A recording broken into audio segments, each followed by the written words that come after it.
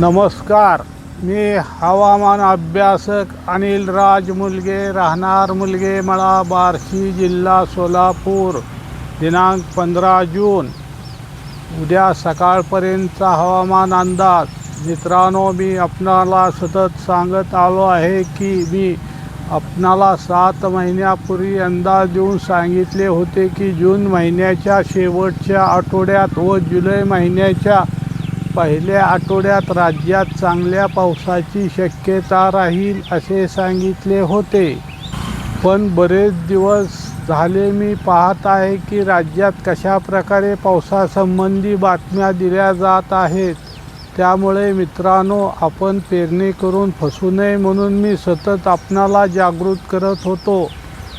आता मी आपणाला सांगू इच्छितो की मी 10 ते 12 दिवसापूर्वी सांगितल्याप्रमाणे राज्यात आजपासून हळूहळू बऱ्याच ठिकाणी पावसास सुरुवात होण्याची शक्यता असून दिनांक 20 जून नंतर पुढील 15 दिवस राज्यात भाग बदलत चांगल्या पावसाची शक्यता राहील.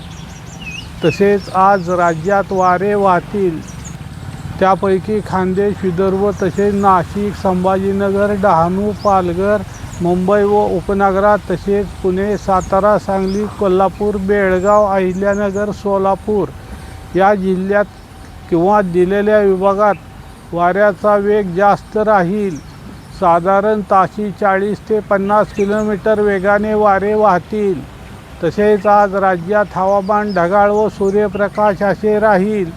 तसेच आज कोकणात, मुंबई व उपनगरात तसेच नाशिक, धुळे, जळगाव तसेच बुलढाणा जिल्ह्याचा उत्तर पूर्व भाग तसेच अकोला, अमरावती, वर्धा, नागपूर, भंडारा, गोंदिया, गडचिरोली, चंद्रपूर, यवतमाळ, वाशिम, हिंगोली, परभणी, नांदेड, सांगली, कोल्हापूर, बेळगाव, सातारा, पुणे या दिलेल्या जिल्ह्यात किंवा दिलेल्या भागात काही ठिकाणी वादळी वाऱ्यासह, विजासह, ढगाच्या गडगडाटासह कोठे हलका ते मध्यम तर कोठे मध्यम ते मुसळधार पावसाची शक्यता राहील. काही ठिकाणी गारा पडण्याची शक्यता राहील. तसेच बुलढाणा जिल्ह्याच्या इतर भागात तसेच नंदुरबार, संभाजीनगर, जालना, बीड, अहिल्यानगर, सोलापूर, धाराशिव, लातूर या जिल्ह्याच्या काही ठिकाणी जर अचानक स्थानिक वातावरण तयार झाले तर त्या मर्यादित भागापुरता वादळी वाऱ्यासह, विजासह, ढगाच्या गडगडासह हलका ते मध्यम पावसाची शक्यता राहील.